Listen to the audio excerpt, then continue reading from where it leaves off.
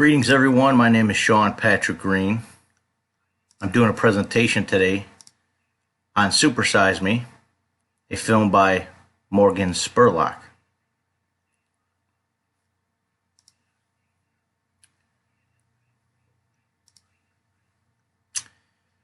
Morgan is an independent filmmaker who went on a journey in 2003 from February 1st to March 2nd to explore consequences of his health after eating a complete diet of just McDonald's for 30 days.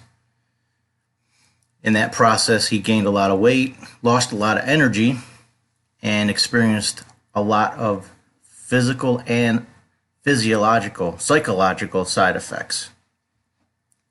Physiological and psychological.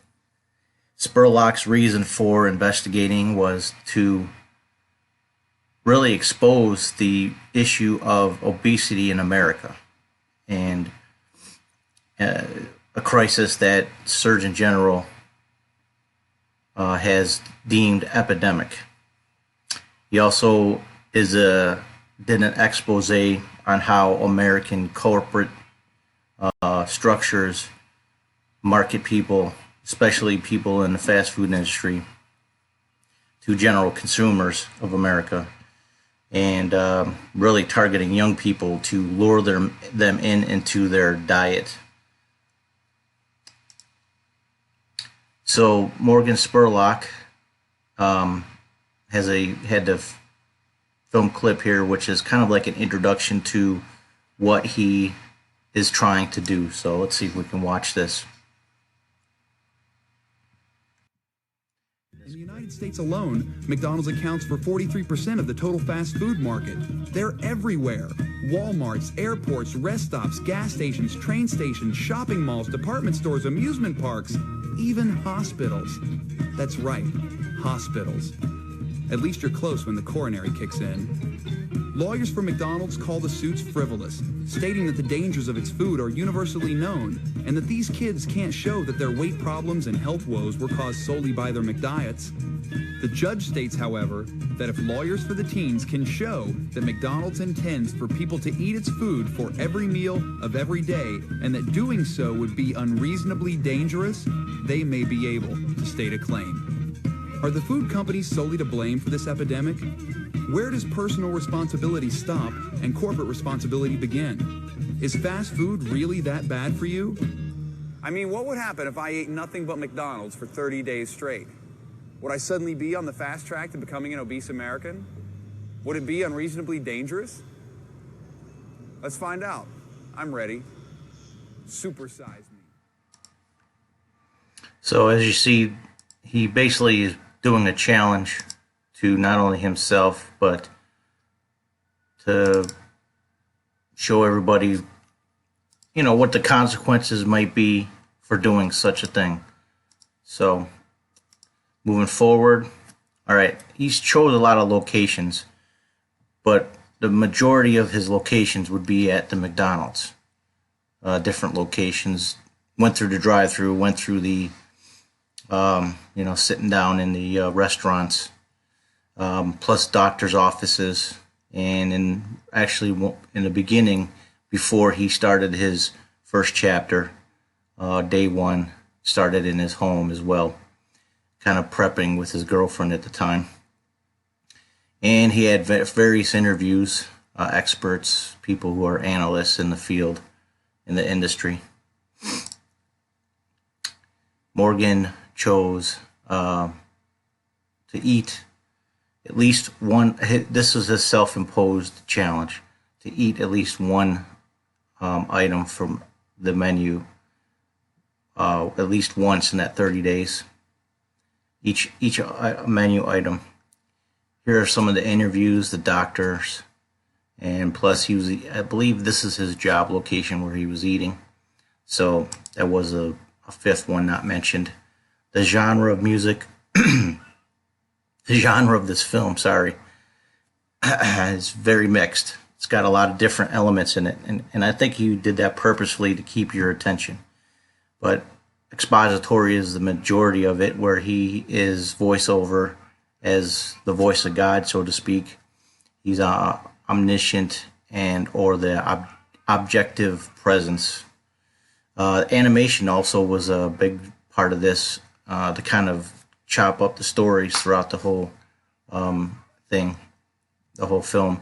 Colorful cartoons that bring the life to that story. The interview, conversation, discussion, or interview of one or more subjects. He had a couple of those testimonial type things of his own as well, but mostly it was when he interviewed people, it was their perspective on what's going on with his health, and so forth. Some ideas of what's going on in the industry itself.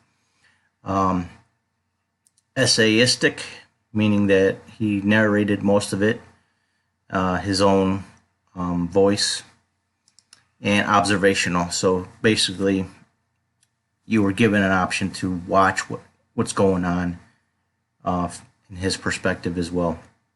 Style is a mixture of actuality, the raw footage that he captured. He explained commentary with his voiceovers.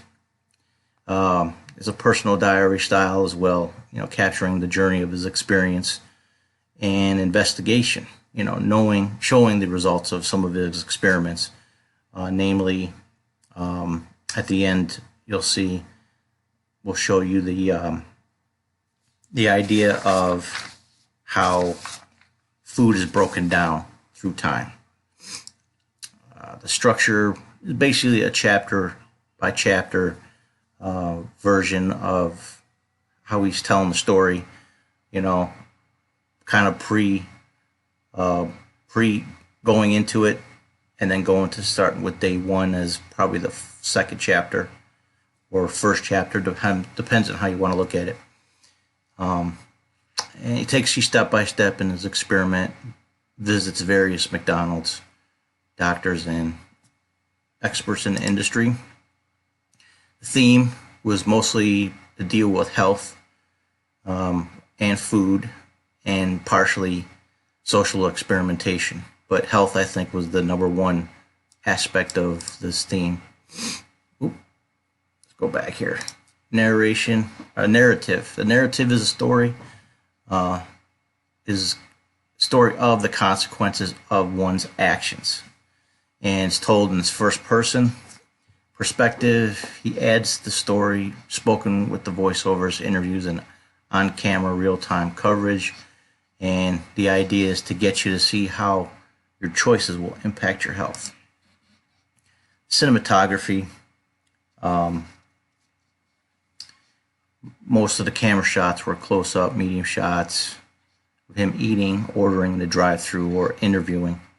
Some close-ups were shot of the food to show the texture as it decayed.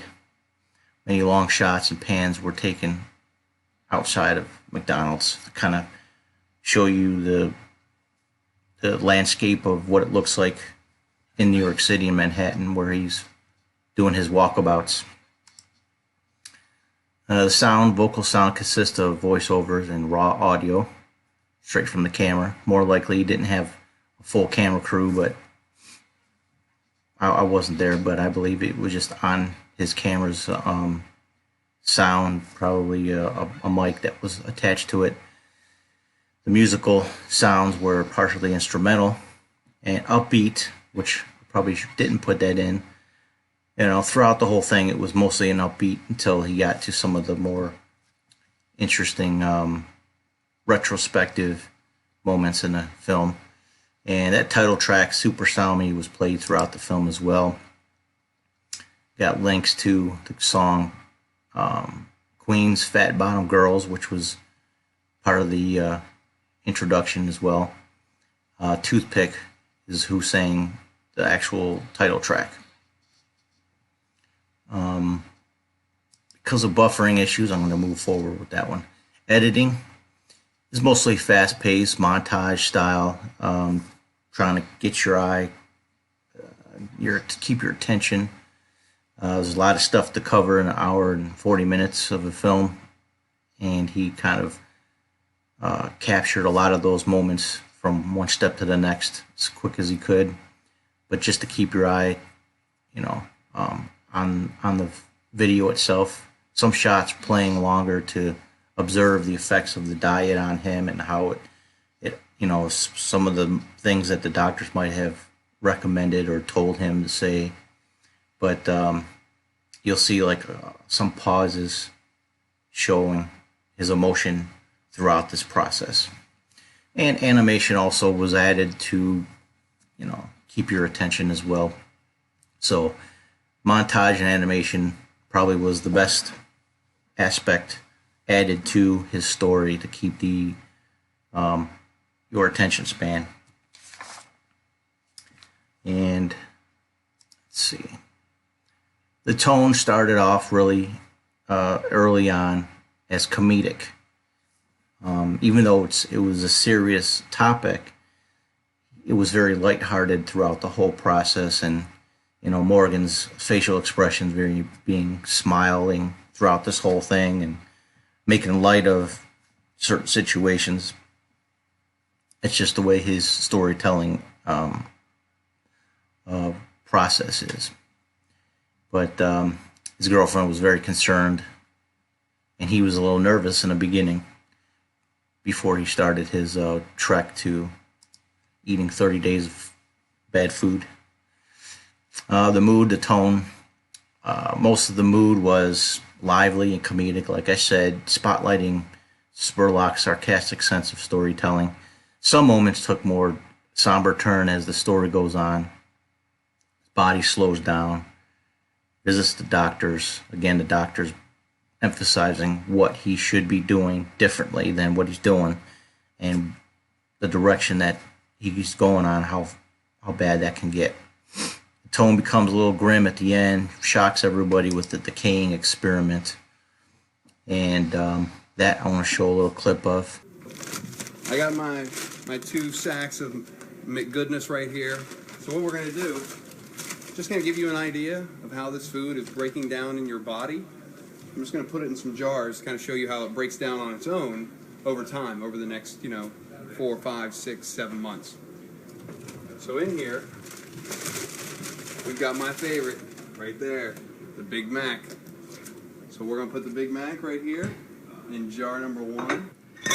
Chicken McGrill. There you go. Boy, let me tell you something. The smell of this food, I just want to take a bite out of it already. We'll move forward towards the end. I don't even know what that runny liquid goo is right there. Now we move on to the delicious fillet of fish. What do we got? 8 weeks. Mossy goodness. Look at that. So this segment he uses. Here's the quarter pounder with cheese and a little sweat box that's happening there. Look at that. He uses a lot of close-ups for this one in order to show the texture and to emphasize how bad this food looks, over time. But it's actually a positive thing that it's breaking down. The bad part is when the fries does not break down after 8 weeks. See how after 8 weeks that does not break down, and it's showing how bad things in your body can get if you don't take care of your body's intake. So luckily we get it out of our system, so it helps. So after the decomposition of the food experiment, the final part of this would be, what is the message? And his message is to focus more on the behavior of the individual, and that it's not really about just the corporations, even though they are irresponsible for advertising and targeting children and unhealthy people. Bright red is a positive reinforcement for somebody to buy their products.